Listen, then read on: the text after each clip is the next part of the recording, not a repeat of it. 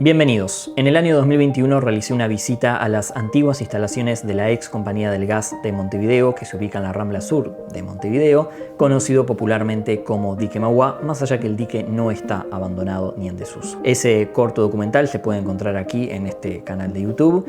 Y bueno, forma parte de la serie de Lugares Olvidados, es el capítulo número 2 específicamente, y a día de hoy, bueno, digamos que ninguno de esos sitios ha cambiado significativamente su situación. Se podría decir que hay una o con suerte dos excepciones más, que en otro momento quizás lo hable cuando haya algo más concreto que comentar, pero en el caso que nos trae a este video del día de hoy, que no sé cómo se va a titular, pero puede ser algo así como seguimiento del caso del Dique Mauá y la ex Compañía del Gas. La Intendencia de Montevideo y el Ministerio de Industria, Energía y Minería, que es el propietario de los predios, de los terrenos, donde está este sitio que ustedes estarán viendo imágenes. Por supuesto, yo recomiendo ver el video que hice hace algunos años. Ese video también salió en televisión hace poco, en una versión más breve y un poco actualizada. Lo recomiendo ver para tener un poco un paneo general de la historia y poder ver las imágenes, más allá que yo las voy a ir compartiendo también acá a pantalla partida. La Intendencia de Montevideo, como decía, y el Ministerio, que es el propietario, que ambas administraciones se han renovado por tema electoral recientemente, en este año pasado 2025, han decidido finalmente abrir parcialmente los predios o el predio del Dique Mauá para su uso como espacio público o parque público. De hecho, se lo ha llamado Parque Mauá. Esto es reciente, bueno, obviamente me interesó, me tomé la molestia de ir hasta ahí hace algunos días, a finales de diciembre, a pocos días de que se abriera, para tener un registro y para tener obviamente mi impresión en primera persona. Y me parece también que es momento de un repaso un poco más específico de en el pasado reciente, en las últimas décadas, no vamos a repasar la historia porque eso ya está en el video, qué proyectos se han manejado para estos predios y qué pasó, o más bien qué no pasó, y qué nos lleva a la situación actual. Quiero empezar haciendo un destaque positivo, y con esto creo que ya estoy dejando entrever de que tengo una visión un poco pesimista de la situación, pero bueno, no me quiero adelantar al video. Pero quiero destacar lo positivo.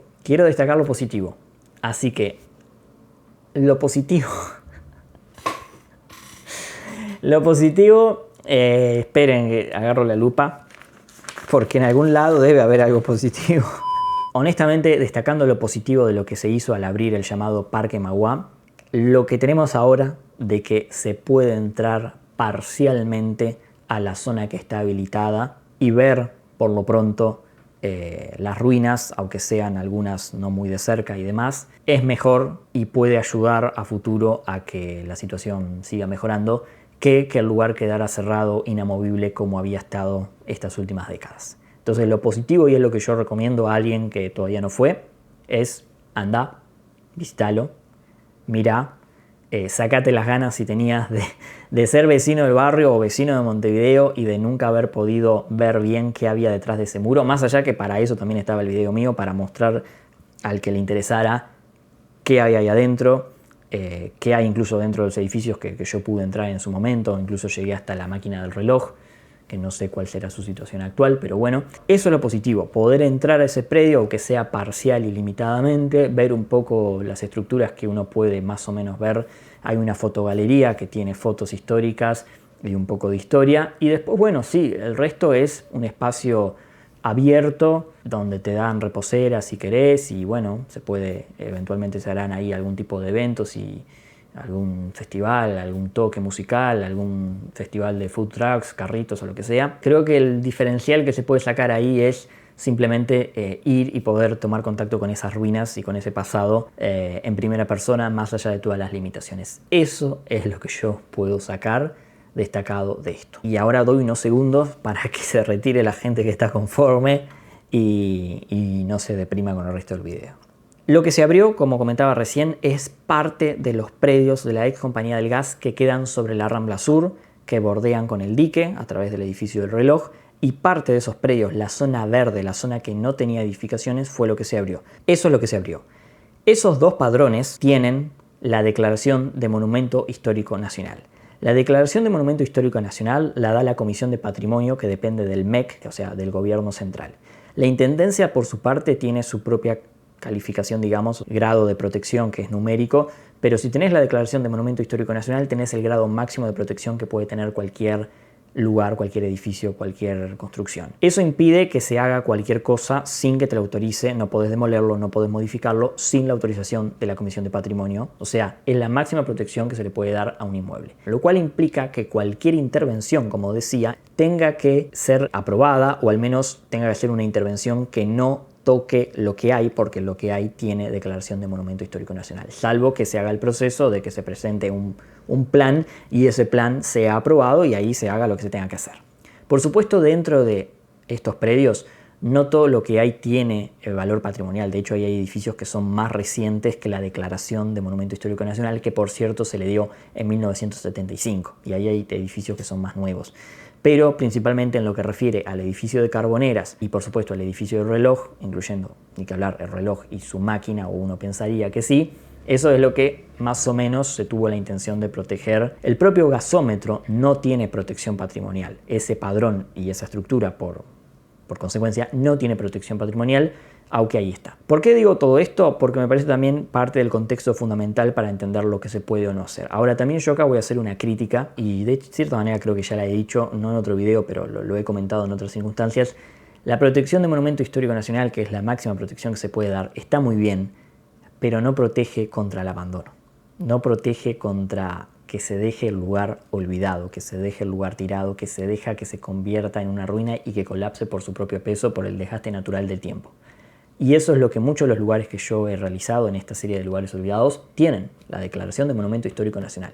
Sin embargo, están ahí y por lo tanto se están deteriorando año a año sin que nadie haga nada. Y en este caso, muchos de los lugares, incluyendo este, son del Estado y el Estado tampoco acciona. Ahí uno diría, bueno, la comisión es del Estado y los predios son del Estado, los edificios son del Estado, debería ahí ser más fácil que se proteja. Bueno, obviamente ahí empieza la realidad en sí misma de, bueno, hay recursos, hay prioridad, hay interés político de que se haga algo en el sitio.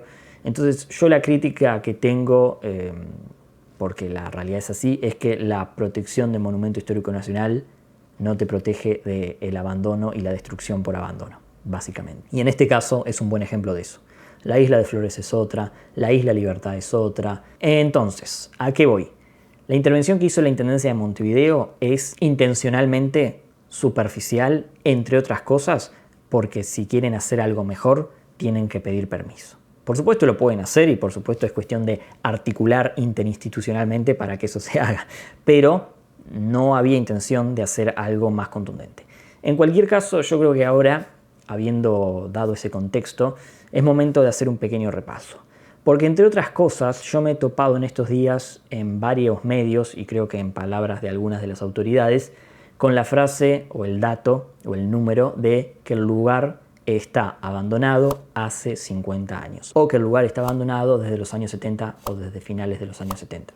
Todo es lo mismo dicho de diferentes maneras. Y esta es la primera corrección que quiero hacer en este video y eso es incorrecto. Lo que pasó en la década de los 70 y si no me equivoco en 1977 fue que se dejó de usar carbón, por lo tanto se dejaron de usar las carboneras y por lo tanto sí, las carboneras, que es uno de los edificios en cuestión, que ustedes lo están viendo en imágenes, se dejaron de usar, o al menos se dejaron de usar para su uso original, capaz que después se usó de depósito, vaya uno a saber, pero sí, empezaron en un proceso de abandono.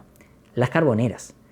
Pero de la mano de dejarse de usar el carbón, se creó una nueva planta que funcionaba, y yo muestro los restos que quedan en el video, a base de derivados del petróleo. Por lo tanto, es un error decir que el predio en conjunto, incluyendo todos los demás edificios y todos los demás, bueno, el espacio incluso libre que para algo se usaría, el espacio que ahora abrió, que era una parte verde, está abandonado, el gasómetro incluido también, por cierto, desde el año 1977 o desde los años 70 o desde hace 50 años. Eso es un error y no sé por qué en estos días lo he visto reiteradamente. Alguien leyó por arriba el resumen que le dieron, no sé. Entonces eso está mal. El gasómetro, por ejemplo, dejó de funcionar cuando empezó a entrar gas natural por tubería, que empezó a funcionar aparentemente en 2003.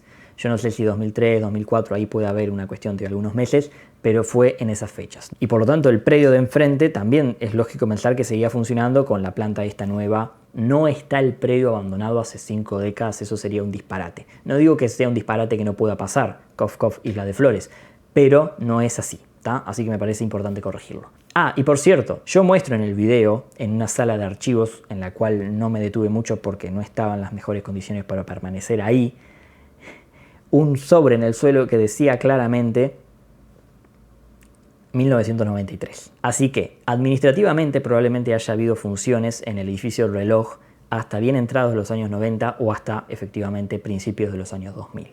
El Digue Mawá, como yo cuento en el video, nace como una empresa privada, luego pasa de manos en la órbita privada, precede su instalación en ese lugar, que no fue el primer lugar que estuvo, lo cuento en el video, pero en ese lugar se instaló antes de la construcción de la propia Rambla Sur, por lo tanto por eso quedó ahí como atravesada. Recién en los años 70, aparentemente en 1970, la compañía inglesa se va y es el Estado el que tiene que asumir el control de esa usina. Incluso después de que el Estado asume, el Estado llama para conceder la gestión, para que una empresa privada se haga cargo de efectivamente hacer correr la empresa, hacer funcionar la empresa. O sea, el Estado no se queda haciéndose cargo de la empresa. Es propiedad estatal, pero se concesiona. Se concesiona a una empresa francesa, Legas, que es la única aparentemente que presentó la oferta. La empresa francesa que tenía la licitación, o sea, la gestión, la administración de la compañía del gas, la mantiene y la gestiona hasta los años 90. En 1993 se hace un llamado a licitación para que venga otra empresa interesada. Finalmente se adjudica en 1994 a la empresa Gaseba Uruguay Sociedad Anónima. Así que para 1994 Gaseba se hace cargo y seguía habiendo operaciones en los predios de los que estamos hablando, ahí al lado del Dique Mawá, en el barrio sur, en la Rambla de Montevideo. ¿Qué pasó después? Que esto de cierta manera lo cuento en el video original. En 2003, o no sé si de 2003 para 2004, empieza a entrar el gas por cañería y por lo tanto la planta esta en cuestión que estaba en estos predios y el gasómetro que regulaba la presión con la que se bombeaba el gas al resto de Montevideo deja de tener sentido, deja de tener utilidad y por lo tanto en ese momento deja de tener mucho sentido funcionar en esas instalaciones. Muy diferente a decir que estuvo abandonada desde los años 70. ¿Qué pasó luego? Allá por 2006, Petrobras presenta un proyecto para transformar estos predios y el edificio del reloj y las carboneras que ya no eran utilizadas para su uso original en un centro cultural. En 2007, mediante una resolución presidencial, se autorizó a la empresa Petrobras, que tenía la concesión para el uso del predio, a transformar el edificio de la ex compañía del gas de Montevideo en un centro cultural. Petrobras convocó un concurso de arquitectura para el diseño del centro cultural y escogió como propuesta ganadora la presentada por el estudio Giordano Lorente Arquitectos. Y bueno, estamos en 2007, pasaron unos años sin novedades, el proyecto por la razón que fuera no se llegó a concretar por parte de Petrobras y nos pegamos un salto hasta el 2011 donde el Ministerio de Educación y Cultura llega a un acuerdo con Petrobras mediante el cual la empresa devuelve al Ministerio de Industria, Energía y Minería, que es hasta el día de hoy su propietario, la cesión que tenía del terreno y dona al MEC el proyecto del Centro Cultural con el objetivo de adaptarlo para Museo del Tiempo, estrategia que implica un importante ahorro de tiempo y recursos. O sea, Petrobras entregó los predios al Ministerio de Industria y le dijo, mira, yo el proyecto cultural que había hecho te lo doy, adaptalo vos a esto de Museo del Tiempo o al proyecto que quieras, ya te ahorras parte del trabajo arquitectónico, digamos, y listo. Y eso fue lo que sucedió allá por 2011. Entonces, ¿qué pasa? En el año 2012 trascienden por parte del Ministerio de Educación y Cultura y la Intendencia de Montevideo el proyecto llamado Museo del Tiempo. Que este proyecto del Museo del Tiempo no era solo el llamado Museo del Tiempo en sí, de lo cual lo único que se llegó a hacer fue la línea del tiempo y la vida, que todavía siguen esos pedazos de hierro en la Rambla con el QR que llevaba a la página del museo, que ya no existe más y que está caído. Eso fue lo único que se llegó a concretar del ambicioso proyecto del Museo del Tiempo, que van a ver seguramente un render de lo que podría haber sido, cómo podría haber lucido. Pero no era solo el llamado Museo del Tiempo, sino que en el edificio del reloj, aparte, iría el Museo de Historia Natural. Que el Museo de Historia Natural estaba sin sede, o sea, tenía una sede que sigue teniendo administrativa en la Ciudad Vieja, pero no tenía una exposición abierta, no estaba funcionando como museo en sí porque no tenía un local. Y se anunció con, como ven, una proyección de obras de 18 meses. Recién en 2015, o sea, lo de los 18 meses no corrió. Lo que pasa con esto es que se anuncia cuando se decide hacer, pero luego si no se concreta no sale por lo general una noticia que diga no se concretó o sigue sin ejecutarse el proyecto que se anunció hace 2 años. Es como que tiene que ir algún periodista medio que a preguntar o que justo haga alguna declaración a alguna autoridad para que salga alguna noticia que vos digas, al final eso quedó en la nada, porque hace 5 años que no se escuchó más nada, sí, quedó en la nada. Un poco fue eso lo que pasó.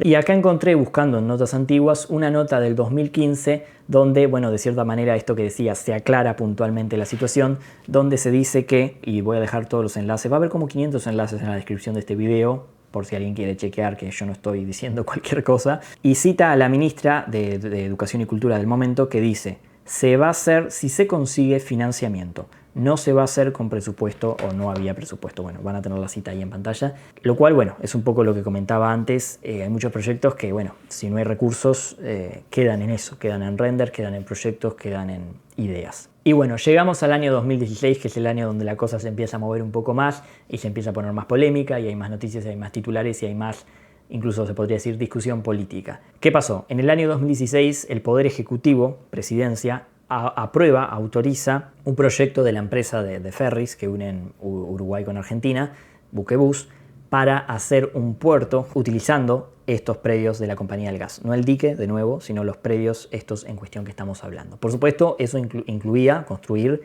una escollera de como 1500 metros, ampliar, o sea, ganarle terreno al mar, que es lo que siempre se hace, o sea, crear una plataforma, crear un muelle. Bueno, no era simplemente agarrar eso como está así, sino que una obra muy interesante de millones y millones de dólares. Aprobado la idea por presidencia, pero por más que te aprueben la idea, después se tiene que hacer un llamado a licitación y si otras empresas quieren competir con tu idea para hacer ese proyecto, se pueden presentar. No es que se asigne a dedo a una empresa o a lo que sea. Sin embargo, una de las condiciones que puso el propietario de Buquebus fue que se le enajenaran o que se le vendieran los predios estos en cuestión. La justificación de él fue que él tenía una concesión en el puerto de Montevideo, de terminal de pasajeros si no me equivoco, y se la revocaron en el periodo anterior, en el periodo de Mujica, fuera de fecha, antes de plazo, sin mucha vuelta. Entonces como que se quería cubrir de eso. Voy a dejar la nota completa donde habla de eso en la descripción también, pero bueno, en esencia quería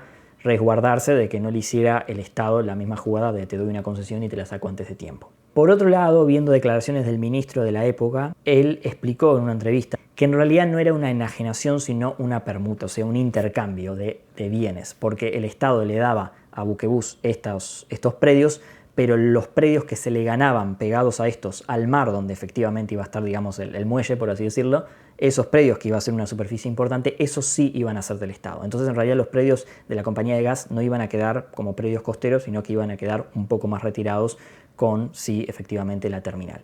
A efectos de cómo se manejó, siempre se habló de una enajenación, de que se le vendían los predios. Y eso, de hecho, de nuevo, aprobado por presidencia, tiene que ser aprobado por las cámaras, por el Poder Legislativo, fue aprobado por la Cámara de Senadores y fue aprobado en comisión, o sea, cuando se arreglan un poco las cosas antes de ir a Cámara a votar, de representantes, de diputados. Pero en ese lapso de tiempo surgieron oposiciones ciudadanas, sociales, llamémosle, al proyecto de la terminal fluvial en estos predios. Básicamente haciendo un énfasis en particular en la enajenación, en la llámese privatización del espacio público y además de, bueno, de que el espacio de la Rambla sea paseo, sea espacio público o que no se privatice la costa. Ese tipo de comentarios son los que surgen en esa época y surge una organización que se llama Asamblea Permanente por la Rambla Sur, que sigue hasta el día de hoy y que fue, bueno, la que principalmente se manifestó en contra.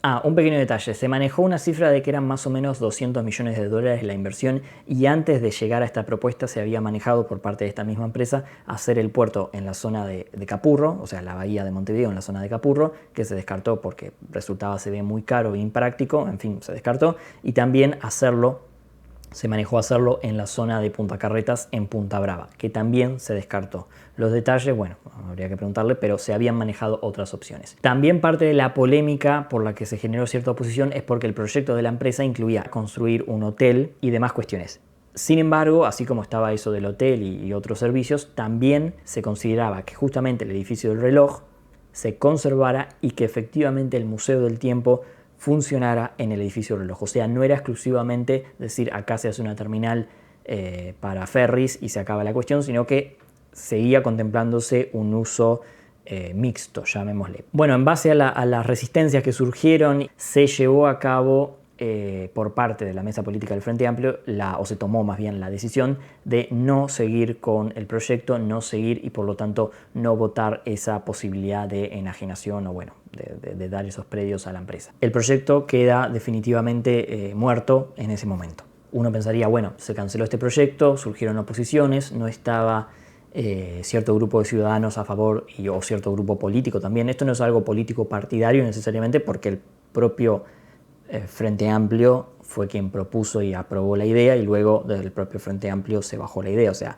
hay diferentes visiones dentro del mismo partido, así que no es exactamente un tema político partidario, sino es un tema político más, de manera más amplia. En cualquier caso, estamos ahora en 2019 y lo que se gestiona en este momento es entre el Ministerio de Industria, la Intendencia, la FADU, la Facultad de Arquitectura, Diseño y Urbanismo, y también con el apoyo de la ANI, si no me equivoco, hacer un llamado o un concurso a ideas para que se presenten diferentes proyectos arquitectónicos para posibles usos para darle a este lugar. Esta iniciativa se llamó Abre Mauá y justamente se realizaron 2 jornadas en las que se abrió el predio y se podía recorrer un circuito vallado y obviamente limitado, que incluso en ese caso se entraba por el dique y se salía por la zona que hoy quedó de entrada. De hecho, en ese caso sí se pasaba por debajo del edificio del reloj. Ese sería el primer antecedente que yo conozco y que me consta de que hubo una apertura pública a estos predios del dique Mauá. Se recibieron 51 propuestas de más de 400 concursantes. Había 2 primeros premios de $20.000 cada uno, una primera mención de $10.000 y el premio ANI a la idea más novedosa de $10.000. O sea, había unos $60.000 en total repartidos entre premios a las propuestas. En una parte de las bases y objetivos, por ejemplo, me parece pertinente, dice que se integre con el entorno y que estén previstos los proyectos de sustentabilidad económica y ambiental. Y después también habla en otro punto de articular interinstitucionalmente cooperación pública-pública y pública-privada. O sea, no era necesariamente una condición que fuera o solamente público, o sea, estaba con varias posibilidades abiertas. Ahora, en el documento de bases del concurso de Abre Mauá nos encontramos con que dice: si bien las propuestas no serán vinculantes a futuras etapas de planeación, las ideas premiadas servirán de base y orientación al MIEN para dar inicio a un proceso que culminará con la rehabilitación de este fragmento de la Rambla Sur. Bueno, spoilers, claramente eso finalmente no sucedió. Bueno, a principios del 2020 se anuncian los ganadores, los proyectos arquitectónicos de ideas ganadores, y bueno, son los que podemos observar aquí, que incluso ellos mismos incluyen la posibilidad de llevar oficinas del Ministerio de Industria y de otros entes del Estado que tengan oficinas aprovechando esos edificios. Eso está contemplado en algunos de estos proyectos, incluyendo el proyecto ganador, y también otros usos privados. A lo que voy simplemente con esto es que incluso en este proyecto impulsado por el Estado no había una vocación exclusivamente pública y tampoco una vocación exclusivamente de espacio recreativo o espacio parque, plaza y demás, sino que se trataba de buscarle diferentes usos a las diferentes partes y edificios del predio en cuestión. Luego de este concurso, que por cierto fue hecho al final de un periodo de gobierno nacional, vino cierto evento complicado que detuvo el mundo durante algunos años, todos sabemos de qué hablamos. Durante algunos de esos años, sobre todo sobre finales del periodo, y vamos a ver algunos titulares acá también, surgió también la propuesta por parte de otra empresa privada de hacer justamente un puerto de ferries y también de cruceros. Y acá yo quiero dar contexto que no lo he dado hasta ahora, pero aplica incluso al proyecto original que surgió en el año 2016, y es que el puerto de Montevideo viene por suerte en un proceso de expansión. Se han inaugurado y se han ampliado sus instalaciones bastante en los últimos años y se va a seguir haciendo así. Entonces se quiere sacar a los pasajeros y a los turistas tanto de los ferries como de los cruceros, que a su vez los cruceros ocupan mucho espacio de muelle que no puede ser utilizado al mismo tiempo por otros barcos que manejen carga de diferente tipo en el puerto. Se quiere sacar eso. Por lo tanto, ya desde hace 10 años o quizás más, es lógico pensar en sacar a los pasajeros, sacar a los turistas del puerto de Montevideo. O sea, no es novedad. Hubo gente en su momento cuando surgió el proyecto inicial para el dique Mauá que decía: no entiendo cuál es la necesidad. La necesidad está si prestas atención y si ves las noticias y si haces un seguimiento. De hecho, la propia empresa Buquebus, por esta misma razón, por más que no pudo hacer el puerto en el dique Mauá, ha presentado ya ahora hace un tiempito un proyecto de ampliación de su terminal en el puerto de Montevideo, que como no hay espacio en el puerto de Montevideo, está viendo si la ANP le da una manzana que tiene ahí frente al puerto, al lado del Club Neptuno, por cierto, que es otro de los lugares que he registrado, y hacer, bueno, o sea, el render está acá, es interesante. Como polémico, como la mayoría de los renders, después puede tener mil modificaciones, si es que se lo aceptan, si es que le dan el predio, si es que la ANP, pero lo que voy es que es un hecho fehaciente de la realidad que el puerto ha quedado chico, viene creciendo y los pasajeros como que están un poco fuera de lugar. Por lo tanto, durante la administración pasada, otra empresa presentaron al Poder Ejecutivo o iniciaron conversaciones con el Poder Ejecutivo para efectivamente reflotar la idea del puerto, esta vez considerando el tema de los cruceros. Finalmente no prosperó. En la última etapa se manejó la posibilidad de que fuera el Estado el que pusiera esos, no sé si 100 o 200 millones de dólares, pero bueno, no había recursos para poner en eso, no se veía muy desquitable o rentable. Así que eso también, hubo varios titulares durante la administración pasada que hablaban de ese tema y quedó también por el camino. Y bueno, un poco con esto llegamos al presente, donde hay que decir que en todo este tiempo el colectivo en cuestión que yo mencioné más temprano de Asamblea Permanente por la Rambla Sur, ha estado reclamando a la administración anterior y bueno, a las diferentes administraciones la apertura del dique Mauá, o al menos de una parte del dique Mauá, como espacio público, como espacio libre, que es la consigna que ellos han manejado desde el principio cuando se opusieron a el proyecto de Buquebus, que era que el lugar fuera de uso público, libre para toda la ciudadanía, que no se privatizara, que no, como que no fuera explotado por una empresa o por un privado. Como dije antes, no es una cuestión política partidaria, pero sí hay una postura política de considerar que el lugar tiene que ser meramente público. Acá es donde llega mi opinión, finalmente, creo que ya la he dado a entender en algunos comentarios que he hecho previamente, pero a mí me parece que eso es un error. A mí me parece que pensar que un lugar de este tamaño, con todos estos edificios, con toda esta superficie y que está estratégicamente donde está, y cuando decimos estratégicamente donde está es utilizar estratégicamente un lugar en base a su ubicación, es sacarle provecho al sitio. Y en este caso, ¿cuál es el sitio? El sitio es cerca del puerto de Montevideo, pero del otro lado de la península que es la Ciudad Vieja. Por lo tanto, si sacaras a los pasajeros desafectarías el puerto, pero estarías cerca de toda esa logística. Está sobre la Rambla, tenés salida fácil para los vehículos y demás. No implica hacer una interrupción en la Rambla tradicional de granito rosado que todos conocemos, porque esa interrupción ya está, porque ese lugar industrial que es la usina siempre existió y precede, como decía más temprano. Entonces, obviamente a esto estoy apuntando a lo del puerto. Quiero decir que por eso es natural que surgieran las propuestas del puerto, porque es un uso estratégicamente lógico para ese lugar. Después puede ser carísimo, pero por eso es lógico que ese proyecto fuera el que más se manejara y el que más se intentara llevar a cabo. Dicho lo cual, tampoco y no implicaba y no implica necesariamente un uso 100% privado. Y esta es mi discrepancia con lo que este colectivo manifiesta, que es un uso netamente público. Y yo me pregunto, como decía, con la escala que tiene este lugar, si el Estado, si la Intendencia, si el Ministerio de Industria van a poner millones de dólares para convertir eso en no sé bien qué, porque ya se manejó el proyecto del Museo del Tiempo. Todos esos proyectos quedaron por el camino, proyectos que eran netamente públicos y fracasaron. Entonces es como, yo considero que es un poco, no sé, llover sobre mojado insistir con que el lugar tenga un uso 100% público cuando 10, 12, 13 años desde el primer amague allá por 2011-2012 con lo del Museo del Tiempo por parte del Estado, que nunca se concretó, se anunció, nunca se concretó, solo se pusieron los hierros en la Rambla. Eso fue lo más cerca que se llegó a tener. Yo considero que cualquier uso es mejor que no uso, salvo que sea un uso que degrade el lugar. Si me lo usas como depósito en un edificio histórico, te digo no.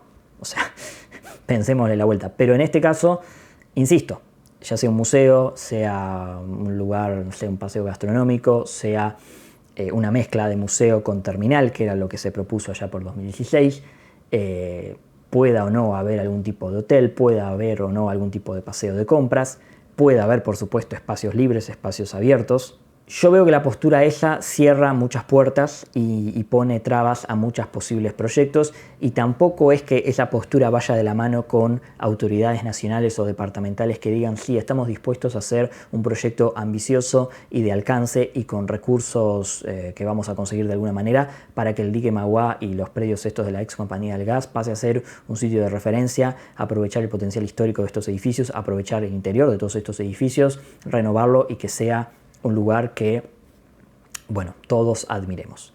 No está ese discurso, por lo tanto no me parece ilógico dejar la posibilidad o contemplar o invitar a la posibilidad de que algún privado pueda, o que lo del puerto se pueda concretar, porque lo interesante cuando se le gana espacio al mar, que obviamente lleva plata y lleva tiempo, pero que se hace todo el tiempo en Uruguay, y la bahía de Montevideo es un ejemplo claro de eso. Voy a poner unas imágenes para ilustrarlo, de los últimos años nomás. Es que podés ganar superficie, o sea, podés duplicar, quintuplicar, ampliar largamente el espacio, superficie en la que podés poner diferentes instalaciones. Por lo tanto, si se maneja bien, podés tener espacio para diferentes cosas. Entonces veo que esa postura que ha manifestado este colectivo, que no sé los vecinos más próximos si realmente lo comparten, es muy limitante. Y me parece que nos ata a toda la ciudadanía y a ese lugar físico a poder esperar como mucho esto que se hizo. Pero vayamos específicamente a lo que se hizo a finales de 2025, hace pocas semanas, que es abrir el dique Mauá. De la parte verde, digamos, que tenía el predio, que ya era así desde antes, y era así porque, por lo que he podido ver, ahí entraban camiones y maniobraban camiones, por eso era una zona despejada. Se hizo un circuito, se hizo una fotogalería, como comentaba al principio, cuando destaqué la parte positiva, y después se dejó un espacio verde. Te dan reposeras y en un lugar ahí, en un expendio de reposeras, hay unos baños químicos, y después dejaron otras partes con la vegetación nativa que naturalmente había crecido y como que se había recuperado la vegetación típica de la zona costera en cuestión. Por otro lado, eso implica que uno no se puede acercar hasta el borde del muro costero, como sí puede hacer en la rambla tradicional de granito, o sea que por ahí se había dicho balcón al mar. Acá tenemos esa zona con una vista parcial. Sí, lo interesante, insisto, para mí es la visual y el poder acceder a ver los edificios más en un primer plano, pero como lugar para tener vista natural es preferible estar afuera de la rambla, afuera del muro. Por cierto, gran parte del predio, salvo ese pequeño trecho, tiene un muro, o sea, la gente que trabajaba ahí en la usina tampoco es que estuviera ahí con una vista privilegiada, pero lo demás es muy escaso, muy superficial, y es intencionalmente así. Y ahora voy a ver unas declaraciones de alguna autoridad que hace referencia a eso.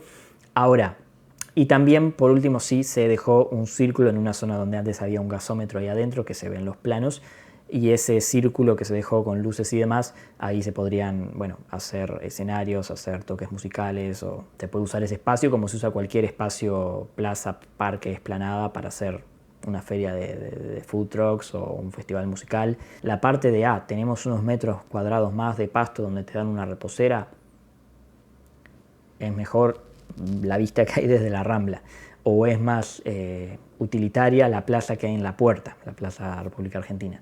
Yo entiendo que las autoridades tomaron la decisión de darle al colectivo en cuestión que había venido reclamando esto ese triunfo o ese logro, dado que las autoridades no tienen, o esto es lo que se deduce de sus acciones, ningún plan ambicioso con este lugar. Entonces simplemente es, bueno, si no tenemos un plan ambicioso con este lugar, ambicioso o no ambicioso, hagamos esta apertura a bajo costo, palabras de ellos. Ahora vamos a verlas exactamente. Dejemos contentos a la agrupación esta en cuestión, nos damos palmaditas mutuas en la espalda y inauguramos el Parque Mauá. El director de Espacios Públicos de la Intendencia dice que la prioridad fue habilitar el espacio con una inversión mínima debido a las restricciones presupuestales de la comuna, pero suficiente para garantizar la circulación, seguridad y disfrute de un lugar simbólico para la ciudad. La inversión por metro cuadrado en este proyecto es eficiente y absolutamente despreciable para un predio de 20 hectáreas que de ese total reabrirán 19.000 metros cuadrados. No son 20 hectáreas, o el que escribió metió un cero de más, el que escribió la nota, o el director de la Intendencia se equivocó feo, porque son básicamente 2 hectáreas el predio en cuestión. Y la parte que reabre tampoco, que reabrió, tampoco son 19.000 metros cuadrados. Voy a poner en pantalla cuánto es, y sí, es bastante exacta esta medida. No son ni de cerca esos 19.000 metros cuadrados. No sé por qué esos dos errores grandes con la superficie del lugar. El plan incluye limpieza, retirada de residuos, poda, consolidación de estructuras existentes, vallado, rampa de acceso, iluminación y señalización. Eso efectivamente es lo que se hizo en la parte que se abrió. En la parte que uno no puede acceder más allá de la valla, se puede ver en las imágenes, y obviamente, salvo los edificios o el edificio puntual, que era un galpón que está consolidado con muchos fierros y con muchas estructuras, el resto está básicamente en la misma condición. Sigue siendo estructuras abandonadas en ruinas. La visión compartida entre la ministra y el intendente era abrir un sector de la ex compañía del gas para transformarlo en un espacio público. Por eso, al comienzo de la gestión se mantuvieron varias reuniones que culminaron con este proyecto. O sea, el proyecto que pedía el colectivo en cuestión, que ya dijimos, lo cual ratifica que no hay ningún plan o intención de que haya ningún plan más ambicioso, tanto público como privado. O sea, de nuevo, yo acá mi postura es no cortar ninguna posibilidad. Otra de las búsquedas fue que nada implique una obra permanente ni infraestructura costosa. Con esto en mente, el jerarca no descartó que a futuro se pueda instalar allí una iniciativa privada, aunque admitió que no está entre los planes ni de la Intendencia ni del Ministerio. Todo lo que estamos haciendo puede retirarse perfectamente. Si hay que sacar la rampa se saca, si hay que sacar los vallados se sacan. No hay nada que genere una afectación definitiva. La visión a corto y mediano plazo es abrir al público este espacio, un espacio que ha estado mucho tiempo cerrado y que vecinos organizados, como la Asamblea Permanente por la Rambla Sur, han reclamado su apertura. Entonces, en esta etapa va a abrir al público. El futuro del predio no lo sabemos. De nuevo, yo estas declaraciones, más allá de las cosas que he comentado, las veo prácticas, realistas, y con la posibilidad de, bueno, a nosotros no nos interesa o no tenemos planes de hacer nada, pero bueno, si eventualmente a futuro alguien quiere hacer algo, nosotros no metimos mano a fondo en el lugar, por lo tanto, está como está. Lo cual, dentro de la situación, que yo veo como un poco pesimista, es positivo. Porque decís, bueno, no se descarta que a futuro, pero estamos hablando de que ya durante los más de 4 años que quedan de las dos administraciones, no parece haber intenciones de hacer nada con este lugar más que esto. Eso a mí, no sé, digo, es mucho tiempo, 4 años, se pueden hacer muchas cosas. Justamente, después dice, el diseño del proyecto contempla que cualquier gobierno o actor futuro pueda ampliar, transformar o especializar los usos del predio sin verse condicionado por obras costosas ya realizadas. El concepto acá es habilitar lo existente y dejar libertad para lo que venga. No estamos hipotecando ningún modelo futuro. Dijo el intendente, aclaró que esta reapertura le baja la persiana definitivamente a las iniciativas privadas en el lugar. Y se cita, es incompatible, este es un primer paso, la apertura de esta parte. Habrá seguramente más cosas en este tramo que es realmente hermoso. Podemos pensar en cuestiones gastronómicas, disfrutar la vista y el paisaje costero, pero difícilmente se haga compatible con emprendimientos que en algún momento se manejaron vinculados a emprendimientos de gran envergadura, aclaró. El plan es que no hay plan. Vamos viendo. Por último, quiero hacer referencia inevitable a que, acorde a lo propuesto o al plan que tiene el colectivo en cuestión de la Asamblea Permanente por la Rambla Sur, esto que las autoridades decidieron finalmente hacer, esto sería la primera etapa de un plan de 3 etapas. Por supuesto, esto las autoridades no lo reconocen como sí, efectivamente, este es el paso 1 de 3 pasos que vamos a dar, por todo lo que yo ya expliqué antes. Si no, dirían, este es el paso 1 de 3 pasos que vamos a dar. El comunicado que salió detalla ese plan de 3 pasos que ellos proponen, y de lo cual esto sería el primer paso. Ha sido el lugar en cuestión objeto de varios intentos privatizadores que han puesto en riesgo su carácter inclusivo y abierto, a partir de propuestas reñidas con la vocación pública y democrática de la Rambla. Esa es la postura que yo más temprano, de cierta manera, anticipaba, política, no política partidaria, política, que este colectivo tiene. Como dije anteriormente, no coincido con esa postura porque me parece que, primero, discrepo acá con lo que dice textualmente el comunicado, porque dice, ha sido objeto de varios intentos privatizadores que han puesto en riesgo su carácter inclusivo y abierto. Ahora se podría poner en riesgo que cierre si alguien dijera, los vamos a cerrar. Pero no se puede poner en riesgo cerrar algo o perder algo que no se tiene o que no está abierto, ¿me explico? Entonces, no estuvo nunca formando parte de algo inclusivo y abierto, porque fue una usina, fue un lugar industrial, nunca estuvo abierto, nunca fue espacio público. En fin, o sea que en eso digo, entiendo si la postura es no queremos ningún emprendimiento privado, pero no se puso en riesgo su carácter público porque no tenía un carácter público de espacio público. Era propiedad estatal, como lo son muchos lugares a los que uno no puede acceder.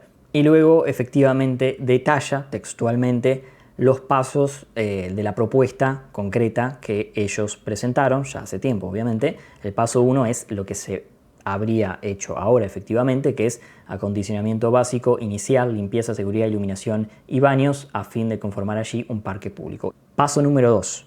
Consolidación y protección de los edificios patrimoniales existentes. No está anticipado, no fue afirmado concretamente por parte del director de espacios públicos. Si consolidas algo, estás tomando una decisión de, bueno, esto entonces queda así, consolidado, o ¿qué vamos a hacer?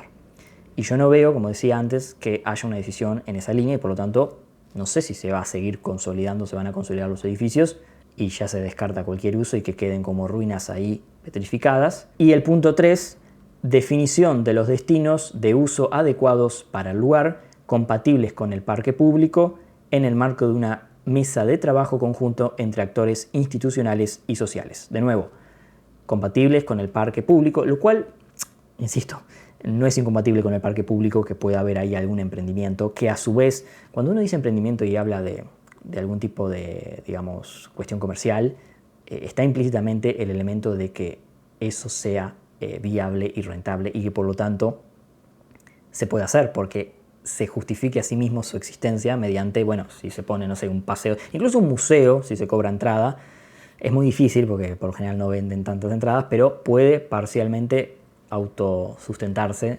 Muchos museos acá no se cobran entrada, creo que se le cobra a los extranjeros hace un poquito de hecho, pero salvo que sean privados. Pero lo que voy es que independientemente de si el uso es cultural o comercial, lo que la lógica práctica indica es que hay que buscar algo que se pueda hacer y si se puede hacer quiere decir que económicamente no sea algo que no haya plata para poner o que si se pone plata después no se va a recuperar y encima estas cosas llevan mantenimiento. Por eso parece lógico. Yo, por ejemplo, no sé, se me ocurre un ejemplo que es el Mercado Agrícola de Montevideo, que fue una obra que hizo la Intendencia de Montevideo, para no salirnos de la órbita de la Intendencia, que quedó muy bien, que debe haber salido mucha plata recuperar el MAM, que estaba en un estado calamitoso, y ahora adentro es básicamente un gran centro comercial, no en un sentido de shopping, pero sí en un sentido de centro comercial con diferentes prestaciones.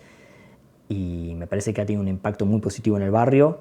No creo que se pueda decir que se generó un proceso de gentrificación, que también es otro de los argumentos que se han manejado y no tengo tiempo en este video para entrar en eso porque ya se me fue larguísimo. Seguramente ustedes estén viendo un resumen de todo lo que yo hablé acá frente a la cámara porque realmente dije muchas cosas, pero entonces ese es un ejemplo de algo que se hizo y que seguramente, quiero creer, lo que los alquileres y demás que paguen los diferentes negocios que estén en el MAM rentabilicen y paguen por el mantenimiento y por la seguridad y diferentes cosas que hacen que un lugar sea viable y le aporte a la ciudad.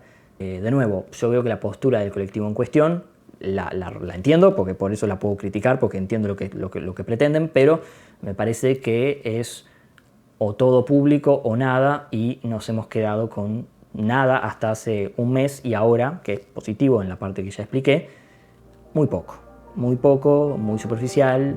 Por supuesto quiero por último, primero porque hay que hacerlo como creador de contenido de YouTube, pero también porque realmente en este caso me interesa tener las opiniones con el me gusta o con el no me gusta y realmente que dejen sus comentarios. Así que bueno, los veo pronto, espero, si hay alguna novedad de alguno de estos lugares y si no, bueno, nos vemos con la escueta pero constante programación habitual de este canal.